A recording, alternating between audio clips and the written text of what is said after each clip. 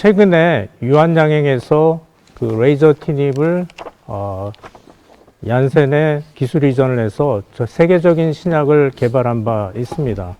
그 개발하는 역할에서 주역을 담당하신 연세의대 종양내과학의 조병철 교수님을 모셨습니다. 부탁드립니다.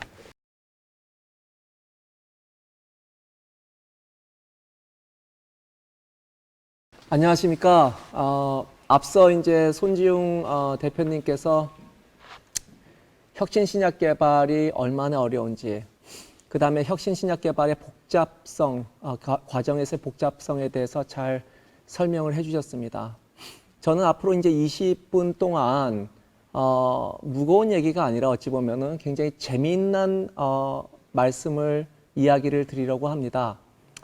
많은 분들이 소설을 좋아하고 즐겨 읽는 이유는 아마도 본인이 살기 어려운 타인의 삶에 대한 간접 경험을 위해서라고 원하기 때문이라고 생각을 합니다.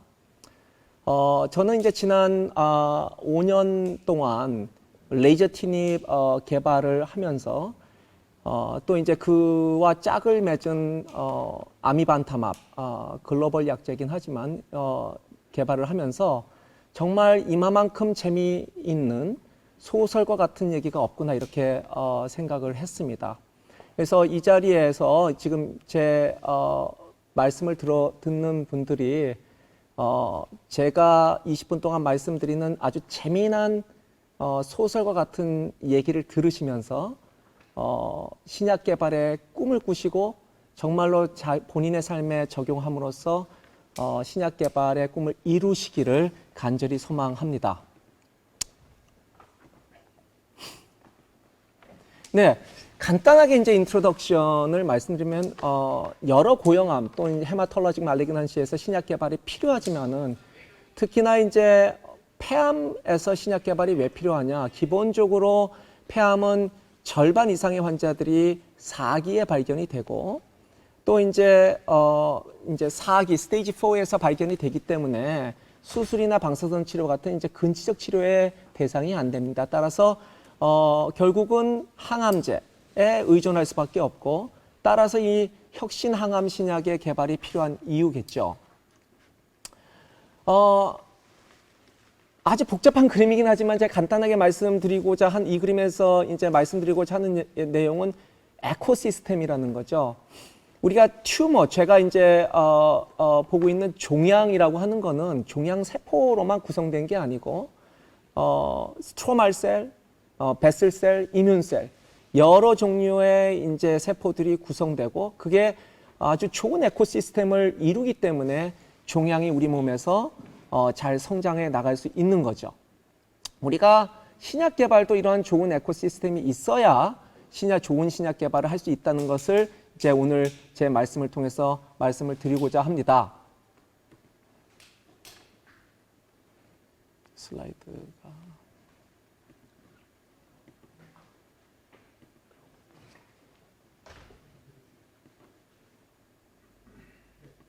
네, 예. 그래서 성공적인 신약 개발의 필수 조건, 에코시스템을 제가 이제 제 나름대로 정리를 해봤는데요. 병원 기반의 중개 연구가 아주 탄탄해야 된다는 거죠.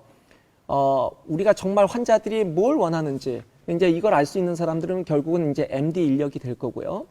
또 중개, 단순히 임상, 환자를 등록하고 환자를 케어하는 MD 인력을 넘어서서 중개, 트랜슬레이셔널 리서치에 대한 이해도가 높은 임상의가 반드시 있어야 된다는 거고요.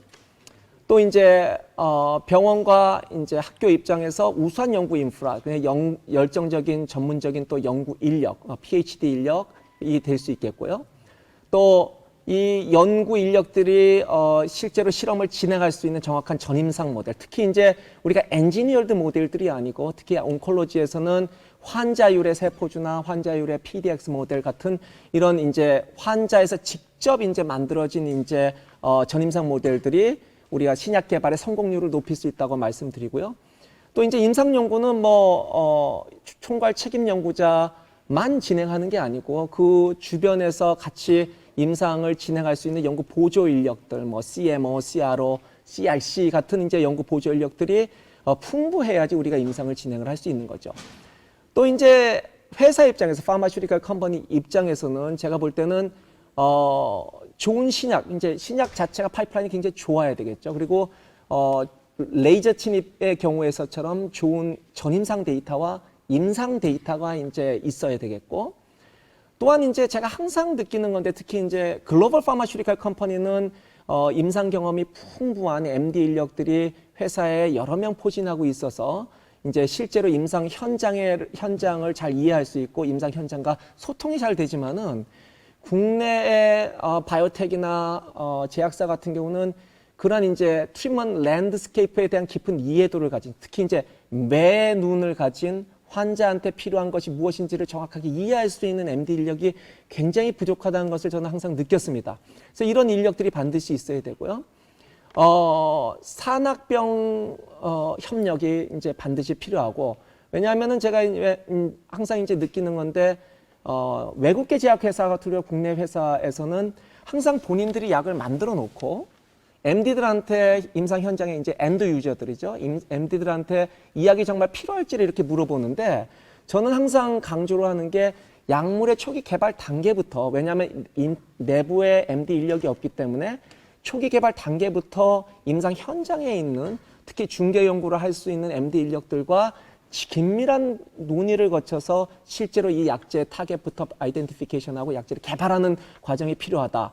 물론 이제 회사 입장에서는 펀드도 필요하고요. 항상 이제 디시전 메이킹 프로세스가 굉장히 느린데 이런 디시전도 굉장히 빨라야 되고요. 글로벌 커넥션도 필요하고, 그 다음에 실제적으로 우리가 퀴도, 우리의 신약 개발의 골이 무엇인지 여기에 대해서 분명한 컨셉이 있어야 된다고 생각이 듭니다. 레이저 침입 이야기 이제 본격적으로 들어가서, 레이저 침입은 실제로 제가 이제 인생을 살면서 굉장히 인연이 깊은 약이라고 생각해요. 단순히 이제 제가 갑자기 만난 약이 아니고요. 근데 히스토리를 잠깐 말씀드리면은 2013년도에 레이저 침입의 리드 컴파운드를 제가 만나게 되었습니다. 그 당시만 해도 저희 랩에는 뭐 한 대여섯 명 정도의 연구원 정도만 있었고요. 임상 연구의 필수 인력인 임상 연구 간호사들도 한 10명 미만이라서 매우 작은 규모의 이제 연구실과 임상팀이었죠. 근데 갑자기 2013년도에 이제 레이저 침입 컴파운드를 처음 이제 개발을 하신 미국에 있는 이제 고종성 박사님께서 제가 낸 이제 뭐 임팩트 팩터 5점 정도밖에 안 되는 아주 보잘것없는 논문을 보시고 직접 이메일을 주셔가지고 저희 연구실에 미국에서 찾아오셨어요. 그래서 이런 컴파운드가 있는데 과연 이제 전임상 연구를 좀 해줄 수 있겠냐, 이 컴파운드가 정말 이제 전임상 모델에서 워킹을 할 수 있는지에 대해서. 근데 아까 제가 말씀드렸듯이 저희 연구실이 이제 작고, 그다음에 저도 이제 그 당시만 해도 이제 주니어 패컬티였기 때문에 여기에 대한 이제 이해도가 아주 깊지는 않았습니다. 또 이제 가장 중요한 거는 이제 회사에서 돈이 없었어요. 그러니까 전임상 연구를 하려면 이제 연구실에 연구비를 이제 같이 계약을 하고 이제 해야 되는데 그럴 돈이 없었던 거죠. 그래서 이도저도 안 되게 돼가지고 각자 이제 빠이빠이하고 이제 일이 진행이 안 됐는데요. 제가 2013년도 말에 이제 이제 해외 장기 연수를 교수로서 다녀오게 됐죠. 그래서 2015년도에 다녀오게 되면서 갑자기 유한양행에 이제 그 당시에 남수현 소장님이셨죠. 남수현 소장님이 연락을 주셨어요. 그래서 이 고종성 박사님한테 이 약제를 이제 인라이선싱을 하셨는데 유한양행에서 이 약제를 같이 개발해 볼 수 있겠느냐. 이 또한 이제 제가 이제 이 분야에 이제 관심이 있다는 걸 알고 연락을 주셨죠. 이제 저도 이제 남수현 그 당시 소장님은 처음 뵙는 거였고요. 그래서 연락을 주셔가지고 그 당시에 이제 전임상 데이터도 거의 없었던 이 컴파운드에 대해서 저희 연구실에서 이제 전임상 단계부터 개발을 하게 된 거죠. 그 당시에 이제 이제 저희 연구를 하게 되면서 그 당시에 이제 연세한 병원장이셨던 이제 노성훈 원장님하고 이제 MOU 찍은 사진 한 이제 사진도 있고요.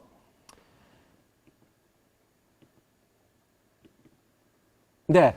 그래서 레이저 침입의 개발 연역을 보시면은 역사를 보시면은 한 5년 정도 걸쳐서 이제 개발을 하게 됩니다. 그래서 이제 전임상 개발은 2015년 말부터 이제 진행을 했고 임상 개발은 2017년도 경부터 시작해서 아주 중요한 이제 모멘텀이 이제 2018년도 말에 글로벌 얀센의 라이선싱 아웃을 하게 되는 거죠. 그 라이선싱 아웃을 하게 된 아주 전초되는 데이터가 2018년도 초반에 AACR의 전임상 데이터가 발표가 되고요. 저희 연구실에선. 그 다음에 아스코와 세계 폐암학회에서 초기 임상 데이터가 발표가 되죠. 그 다음에 이제 임상이 여러 가지 이제 챌린지를 거치면서 진행이 되고 1상, 2상 결과가 완료가 되고 비로소 이제 올해 초죠. 올해 초에 2차 치료제로서 국내 조건부 승인을 받게 됩니다. 그리고 레이저 침입이 아까 잠깐 말해서 이제 얀센의 아미반타맙하고 이제 파트너로 이제 개발이 되면서 굉장히 다양한 글로벌 3상 연구들이 진행이 되고 있는 상황입니다. 아까 제가 말씀드린 대로 이제 이 파마슈리카 컴퍼니 입장에서는 이 파이프라인이 좋아야 된다고 말씀드렸는데요. 이제 레이저 침입 같은 경우는 저희가 이제 클리니컬 캔서 리서치와 란셋 온콜로지에 발표한 바와 같이 전임상 데이터, 임상 데이터 모두 공이 상당히 우수한 결과를 보여주고 있습니다. 근데 이제 레이저 침입이 국내 그 당시만 해도 유한양행의 약이었기 때문에 사실 개발하는 과정 5년 내내 굉장히 이제 글로벌 찬밥 신세라고 제가 써놓긴 했는데 정말 찬밥 신세를 받았습니다. 왜 제가 이런 말씀드리냐면 제가 이제 아스코에 가가지고 이제 잠깐 인터뷰를 한 건데 이것도 이 제노스코라는 회사에서 인버테이션에서 이제 저희가 이제 인터뷰를 한 거고요. 실제적으로 글로벌 학회뿐만 아니라 글로벌 파마슈리컬 컴퍼니로부터 거의 인정을 못 받았던 약이고 국내에서조차도 많은 분들이 타그리소, 경쟁 약제인 아스트라제네카의 타그리소 때문에 도저히 이 약은 될 수가 없다는 말을 수없이 들었던 약입니다. 그래서 실제적으로 저도 이제 많은 디스커리지가 됐던 이제 이벤트들이 많았고요. 하지만은 이제 레이저 침입이 그런 이제 챌린지에도 불구하고 상당히 좋은 운이 있었어요. 제가 이제 왼쪽에 이제 보여드리는 것처럼 노바티스, 파이자, 클로비스 또 이제 국내 약 회사죠. 한미 약품에서도 이런 동일한 계통의 3세대 EGFR 표적 치료제를 개발을 했지만 여러 가지 이유로 해서 이제 중간에 중단을 했고요. 또 얀센에서 아미반타맙이라는 EGFR MET 이중 항체를 초기 개발을 하게 된 거죠. 이 또한 이제 제가 싱가포르에서 오면서 2015년도에 미국의 연구자들이 이 약제에 거의 관심이 없었고 특히 이제 EGFR 모노스페시픽 안티바디 또 MET 모노스페시픽 안티바디는 그 당시만 해도 안 된다고 알려진 이제 타겟이었기 때문에 얀센에서도 이 약제를 개발하고 나서 이제 실질적으로 어디다 써먹을지 잘 모르는 약이었습니다. 그래서 어쩔 수 없이 국내에 와서 아주 운이 좋게도 저희 레이저 침입의 일상 연구를 하고 있던 저희 센터와 같이 이 얀센의 아미반타밥을 개발을 하기 시작한 거죠. 이게 얼마나 이제 뒤에 큰 임팩트를 줬냐 하면은 이 환자가 비로소 이제 이 얀센에서 레이저 침입에 크게 관심을 갖게 된 계기가 됐습니다. 이 CT 사진을 보시면 알겠지만은 왼쪽, 오른쪽 굉장히 드라마틱하게 아미반타맙이란 약제가 EGFR 돌연변이 양성 사기 폐암 환자에서 효과를 보이는 거죠. 이게 이제 글로벌 첫 번째 환자였는데 이 환자의 제가 엑스레이 사진을 글로벌 얀센에 이제 이메일로 보낸 다음에 제가 뭐라고 그랬냐? thrilling response라고. 저도 예측하지 못했고 글로벌 얀센도 예측하지 못했고 이 세상에 그 누구도 예측하지 못했던 환자군에서 이 환자가 이 약제가 반응을 보이기 시작하면서 이 얀센이 드디어 이제 이 파트너를 찾기 시작한 거죠. 이제 아스트라제네카의 타그리소는 아니고 레이저 침입, 이제 국내 제약사죠. 그렇지만은 아주 엑설런트한 전임상 데이터와 엑설런트한 초기 임상 데이터를 보여줬기 때문에 또 제가 여러 가지 글로벌 미팅에서 얀센의 글로벌 클리니컬 리드들을 만나면서 이 레이저 침입의 장점에 대해서 이제 여러 차례 말을 했는데 그 당시만 해도 이 사람들이 내부적으로 인터널 디스커션을 아주 액티브하게 진행을 하면서도 회사의 이제 프라이버시 이제 그 비밀 유지 때문에 저한테는 이런 얘기를 안 하고 내부적으로는 유한양행 이제 헤드쿼터랑은 이제 논의를 진행을 하고 있었더라고요.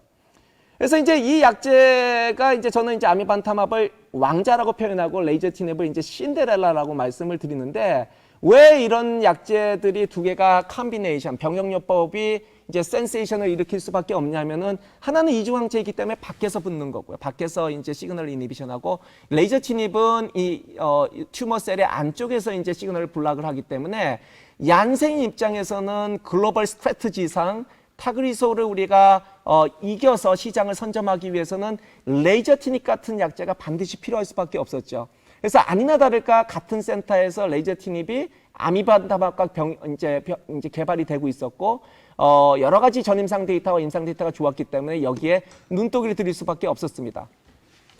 이런 여러 가지 이제 행운이 맞아 떨어지면서 2018년도에 1조 4천억 원의 유한양행으로부터 이제 글로벌 얀센으로 레이저 티닙이 글로벌리제이션, 이제 라이선싱 아웃이 된 아주 쾌거를 이루게 된 거죠.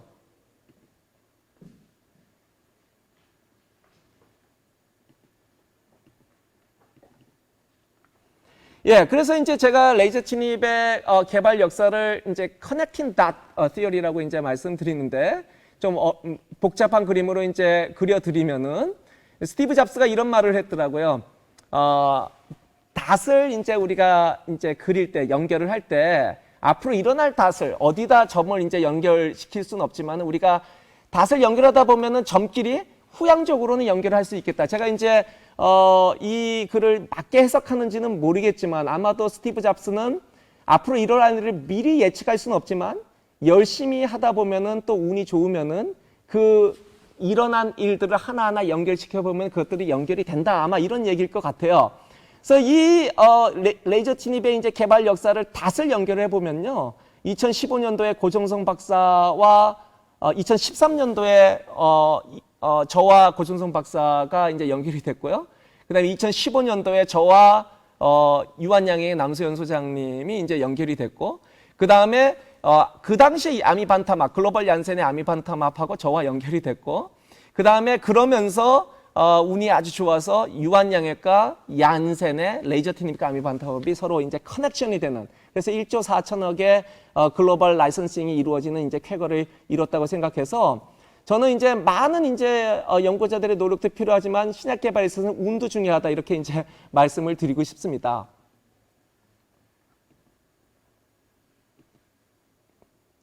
예, 다음 슬라이드. 예. 또 하나는 이제 제가 말씀드리고 싶은 거는 이제 제가 MD로서 그럼 어떤 역할을 했느냐. 단순히 그냥 뭐 임상을 개발하는 역할이 아니라 왜 제가 그 수많은 챌린지와 많은 사람들이 안 된다고 많은 이제 낙담시키는 말들을 함에도 불구하고 이 약을 자신 있게 개발을 했냐면 나름대로 제가 이 약제에 대한 전임상 결과를 가지고 있었기 때문이죠. 그러니까 중개 연구를 실제로 했기 때문에 그런 면에서 저는 MD 인력들이 이 신약 개발 이제 측면에서 가장 중요한 게 이런 중개 연구 역량을 키우고 중개 연구를 실제로 했을 때 우리나라 국내 바이오텍에서 개발되는 수많은 약제들을 자신 있게 개발할 수 있다고 생각하는데요. 2013년도에는 굉장히 작은 규모의 랩이었지만 감사하게도 2015년 이후부터 저희가 이제 연구실과 임상팀이 빅뱅을 하면서 이제 전임상과 임상을 하나로 아우를 수 있는 이제 어떤 중개연구 센터 개념의 이제 연구실이 된 거죠. 그래서 여기 보여주시는 드린 바와 같이 이제 글로벌 챔피언스 온콜로지, 노바티스, 또 유한양행으로부터 이제 중개연구 허브 센터로 이제 데지그네이션을 받았고요. 지금 현재는 100개 이상의 글로벌 또 로컬 임상을 하면서 사실 임상 연구 또 중개 연구의 허브 센터로 자리 잡으면서 특히 레이저 티닙의 개발에 있어서는 레이저 티닙의 세포주 데이터 또 지노그리 데이터에 대한 충분한 제가 컨피던스가 있었기 때문에 많은 글로벌 컴피티션과 내부적으로 이제 챌린지가 있었지만은 자신 있게 이 연구를 진행을 할 수 있었다 이렇게 말씀을 드릴 수 있습니다. 중개 연구가 이제 사실은 말이 쉽지 어려운 일이죠. 이제 많은 이제 진료를 하면서 이제 MD들이 이제 중개 연구를 하기가 어려운 이유이기도 한데요.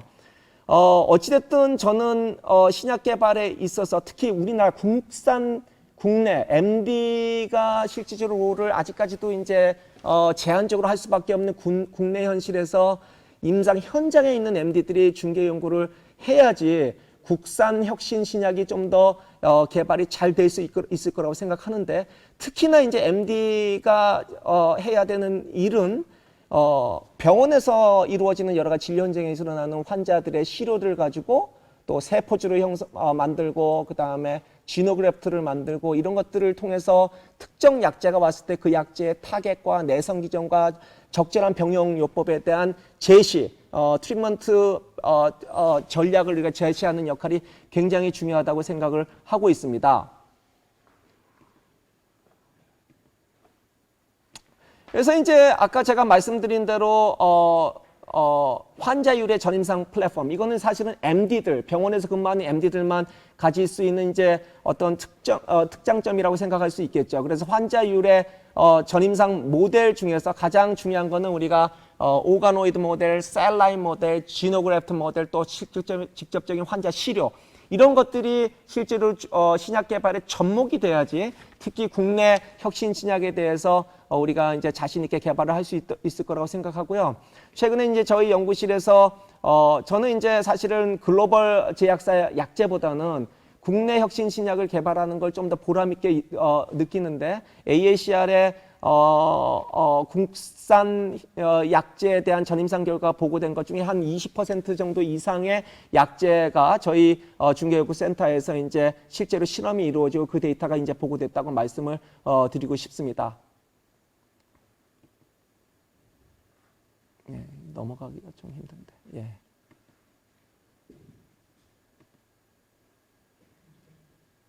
네. 그래서 레이저 티닙 미러클 에코시스템을 이제 정리를 해드리면은, 레이저 티닙이 이제 국내 혁신 신약으로 이제 승인을 받은 원동력은 결국은 이제 매눈 퓨처 랜드스케이프를 정확하게 이제 찔러낼 수 있고, 환자한테 필요한 것을 알아낼 수 있는 사람이 회사 내에 있어야 된다고, 그 다음에 이제 회사 내에서 그런 임상을 뚝심 있게 전개해 나갈 수 있는 리더와 그 다음에 임상 조력자들이 포진하고 있어야 된다고 말씀드리고 싶고요. 또 반대 사이드에서는 똘똘한 항암 신약을 만드는 매드캠이나 다른 이제 인벤터들이 있어야 될 거고, 임상 현장에서는 임상 연구뿐만 아니라 훌륭한 중개 연구를 통해서 이 약제가 정말로 될 만한 약이라면은 뚝심 있게 임상 연구를 진행할 수 있는 MD 인력들이 필요하다고 생각을 합니다. 마지막 슬라이드인데요. 이제 저는 이제 지난 5년 동안에 아미반타맙을 만든 얀센, 이제 아미반타맙도 다음 달쯤이면 글로벌 이제 승인을 받는데요. 그 아미반타맙을 승인받는데 제가 이제 코어디네이팅 인베스티게이터로 이제 참여를 했기 때문에 굉장히 기억이 남는 약이고요.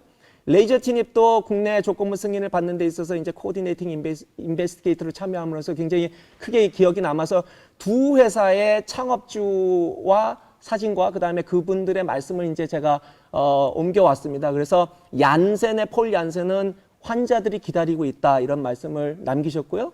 그 다음에 이제 유한양의 창업자인 유일한 박사님은 그 당시에 이제 시대 정신에 맞게 헐벗은 국가와 국민을 위해서 이런 말씀을 남기셨어요. 그래서 앞으로 우리나라에서도 이런 이제 유사한 정신, 이제 혁신적인 비전을 가진 분들이, 특히 MD 인력들이 조력자가 돼서 혁신적인 국산 신약 개발을 할 수 있는 미래가 빨리 올 수 있기를 바라면서 제 강의를 마치겠습니다. 감사합니다. 예, 감사합니다.